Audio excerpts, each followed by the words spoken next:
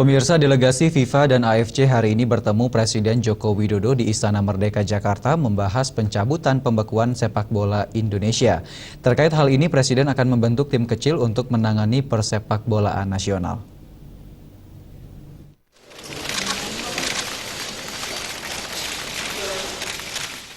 Senin siang, Presiden Joko Widodo menerima delegasi FIFA dan AFC di Istana Merdeka, Jakarta.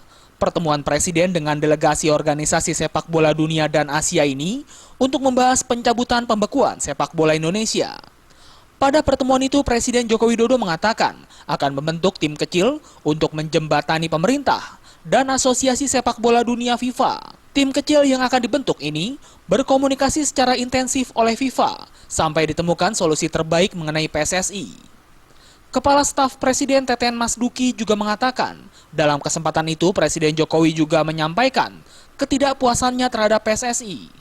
Presiden pun menyampaikan keinginannya agar sepak bola Indonesia direformasi, dengan tujuan agar sepak bola Indonesia bisa berprestasi di ajang internasional.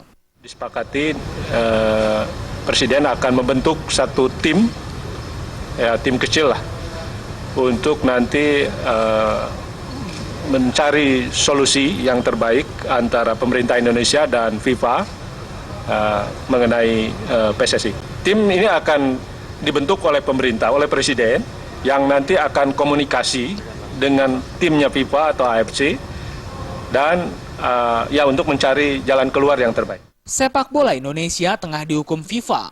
Hukuman itu dijatuhkan menyusul langkah Kementerian Pemuda dan Olahraga membekukan PSSI. Adapun perwakilan FIFA belum mau berkomentar tentang hasil pertemuan. Senior Manager Asia Pasifik James Johnson mengatakan lembaganya akan segera menerbitkan keterangan pers. Selama diskors FIFA, Kementerian Pemuda dan Olahraga sendiri sudah menggulirkan 2 turnamen sepak bola nasional, yakni Piala Kemerdekaan dan Piala Presiden. Dan rencananya pada bulan November ini akan ada turnamen lain, yaitu Piala Jenderal Sudirman. Dari Jakarta, Linda Puspitasari dan Rifan Alfidian.